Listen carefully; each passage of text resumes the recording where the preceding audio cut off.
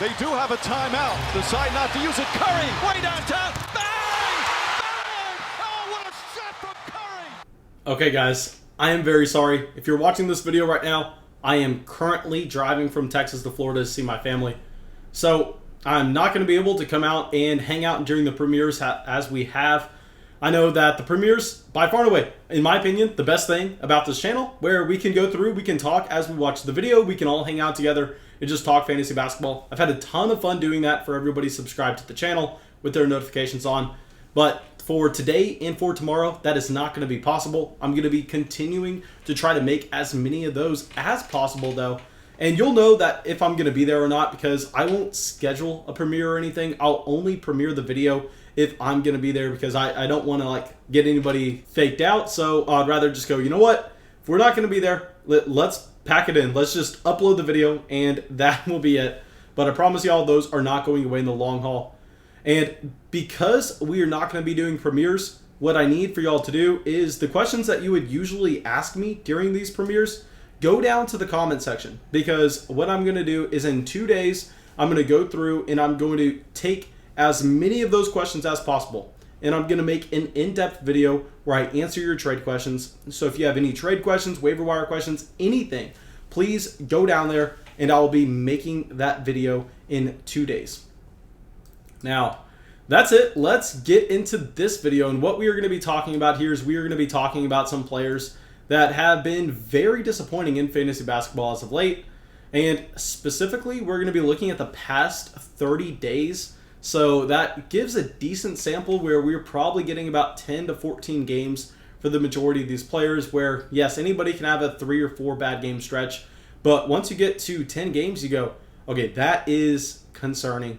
And our first player is going to be someone who started off the year extremely hot, but for category formats right now, he looks horrible. This is going to be Jerami Grant, who is still averaging a ridiculous 36 minutes per game. We understand that in a points league, you love to see that number. You love to see the fact that he is going to be on the court so often, and you love to see the fact that he is putting up almost 19 shots a game over the past 30 days. Because in a points league, that means value. That means you are going to be getting shots up, you're going to be getting assists, you are going to be getting overall points for your lineup. But in a category format specifically, what you're seeing right now is Grant barely crack 40% from the field. And yes, he kind of balances it out with his free throws, where he's able to get to the line 7 times a game and he's knocking him down over 90%. So we can say that in a category format, Grant kind of balances himself out. Regardless of if you're playing in a category or a points league, he's just hasn't been someone making an impact for you, where yes, he's averaging 23.5 points a game, and that is massive, and you'll love to see that. But why I am never chasing these players that are mainly scorers first and aren't going to be stuffing the stat box at every single spot is going to be when they're only providing you, just say in the case of Grant, 4.9 rebounds a game and 2.7 assists. I mean, his value over replacement is not going to be anything special. Now, if we go over to #fantasybasketball.com, what we can see is we can see value over replacement for category versus point leagues. And this is a great tool going, you know what? What's the true impact this player is giving me? And if we pull this up right now and we look at Jerami Grant, he's the 67th player over the past 30 days in value over replacement. And he is sitting right next to Lonzo Ball, sitting right next to Kelly Oubre Jr., Thaddeus Young, Malik Beasley, Nerlens Noel. And you know, you do not like to see those names next to a player that was kind of carrying your team at the beginning of the season. It sucks to say, but Grant has fallen off, and because this team has no shot at getting better anytime soon, I'll say in a category format, I'm going to be looking to sell Grant. I'm going to go, you know what? Hopefully someone's just looking at points per game. Hopefully someone's not really paying attention to what's going on, and I can still get that decent value for him. In a points league, I would be fine holding, I guess, just because the volume's going to be there. But in a category, you have to list him as a sell. I'm just washing my hands. I'm getting away from it. In a points league, I mean, you can put up with it. It wouldn't be my favorite thing to do, but I think we could understand it. Okay, so now let's get our next player up here. Someone who's definitely better in a points league than a category format. It's going to be De'Aaron Fox. And before I talk poorly on De'Aaron Fox, I'll say a few things here. Yes, very exciting player. Yes, I love watching him play. He is going to have a great career in the NBA. But over the past 30 days, he has been killing you in category formats.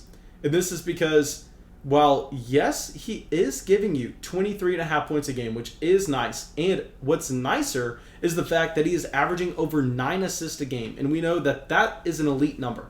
I mean, if we are looking at 9 assists a game, that is going to really make him someone that is a priority guy to get in your lineup every night he plays. Just because you go, hey, the assists are going to be that high, regardless of if this is a points or a category league, that's going to help a ton. Then we go across the board and we go, okay, so he has the points, he has the assists. Does he have anything else?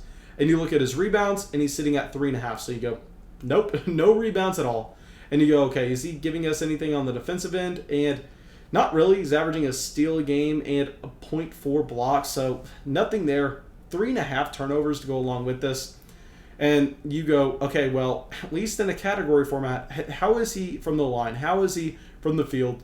And then you pull it up and you go, okay, he's a 45% field goal percent shooter and 67% from the free throw line with 7 attempts a game.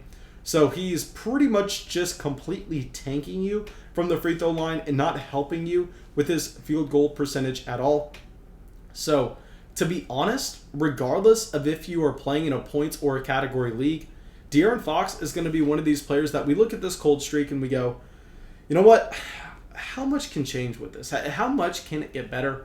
I think we would rather just sell because, like I said at the beginning of this talk, I mean, De'Aaron Fox is an exciting player. He has his fans, and for good reason too.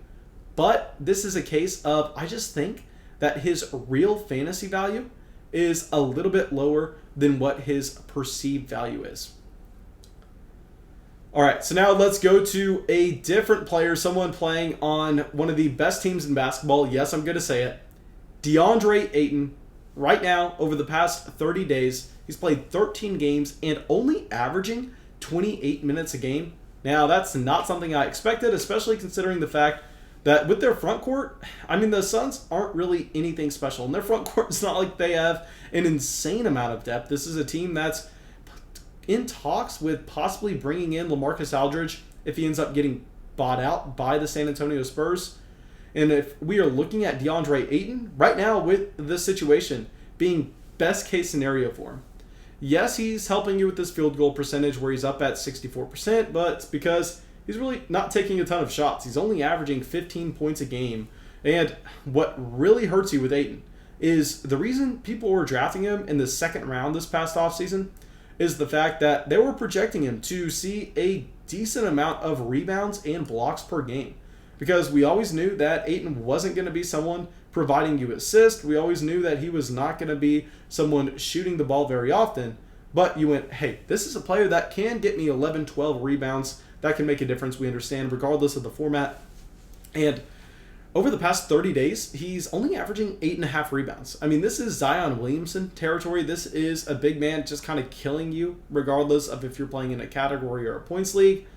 And with Ayton, I've said to buy him low earlier this season. So I'm sorry for whoever I said that to because I was wrong. I thought that he was going to be able to turn it around. I was looking at him going, you know what? At the very minimum, he's very young. He's going to be playing like every single game.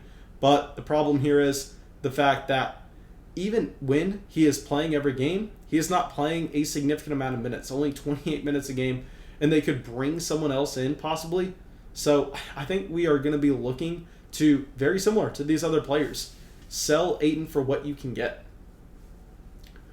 All right, so let's pull up our next guy. The first guy I'm going to tell you not to sell is going to be John Collins, who over the past 30 days is the 91st player in value over replacement in category formats. And in a points league, really not much different, so we don't need to really compare the two. And if we go over, Collins has been pretty much good across the board, but special in nothing. And, I mean, when he's only giving you 1 assist a game, we know that is really going to hurt you. Because with these big men, you're fine if you are only seeing 1 to 2 assists a game. That's not a big deal. But in that scenario, you need an Andre Drummond. You need someone that's going to be picking up 12 boards a night, because really we're looking at it going in a points league, in a category format. You just want a respectable number from every one of your players. Obviously, you have to put some context behind it, but with rebounds and assists, because that's what is going to keep your team afloat throughout the course of the season. And Collins, while yes, he's dropping 16.5 points, he's only grabbing 7 rebounds a game, and the assist is down to 1, and not really shooting the 3 ball that well. So we're looking at Collins going, yes, over the past month, he has not been great in the slightest. But we understand that this Atlanta Hawks team has been a team previously that has been willing to pick up the pace. Trae Young has been really hot and cold, so if Trae Young can get it together, get Collins some more open looks, and Collins can kind of grab a few more boards, I think that's a situation we'd like a little bit more. All right, so now let's pull up our next guy, and this is going to be the perfect example of someone that their fantasy value doesn't line up with their real life value, that people really love them, and their fantasy value just isn't there. It's going to be Ja Morant. With Ja Morant, I know y'all hate to hear this, but he's the 96th player in value over replacement over the past 14 days. Past 14 games. And we look at this and we go, okay, why is this with Ja? Well, in those category leagues, the efficiency is very low, down to 44% from the field. We know that Ja's also not a great three-point shooter, making less than 1 3 a game over the past 30 days. And we go, okay, he can score, but outside of that, are we going to really see much else? He's scoring about 20 points a night, and we are only seeing 4.5 rebounds and 7.9 assists. And then you throw in the fact that he hasn't had a single block over the past month. He's averaging less than a steal a game. This all kinds of adds up to the fact that, yes, Ja Morant, very similar to De'Aaron Fox with what I said earlier. Ja Morant, to even a greater extent, a very fun player that is going to be very special later on in his NBA career. But currently, the statistics aren't really going to be matching up to his name brand, matching up to the fact that so many people love Ja Morant. So another guy I would look to sell. All right, so now our last player is going to be a little bit different for me, where we're going to have to put some context behind this. This is going to be Jaylen Brown, who's the 99th player in value over replacement in category formats. Now, if you're playing in a points league, it's going to be a different story. We'll get to that in a little bit. But with Jaylen Brown, the reason why he's so low in those category leagues is he's shooting 43% from the field, 75% from the free throw line. Neither number you really like to see. But for those points leagues, on the other hand, I mean, at the very minimum, he's making over 2 3-pointers a game. He's averaging 21 points, and he's coming through with 5.5 rebounds and 4.5 assists. So with Jaylen Brown, I know I told y'all to sell him high about a month into the season when a lot of people were talking about him being an all-NBA player. I didn't buy it. And while, yes, he is a great defensive player, while, yes, the Celtics have a special thing going forward, another one of these scenarios, just like De'Aaron Fox, just like Ja Morant. I mean, the real-life value doesn't match up with the fantasy value here. So Jaylen Brown, a player that we're looking to sell in category formats, hold in point leagues. All right, now, thank you guys. I really hope y'all enjoyed this video. I really hope y'all got something from it. As always, if y'all did, go down there, drop a like, leave a comment, subscribe to the channel. It helps us out a ton, and I'll see y'all with the video tomorrow.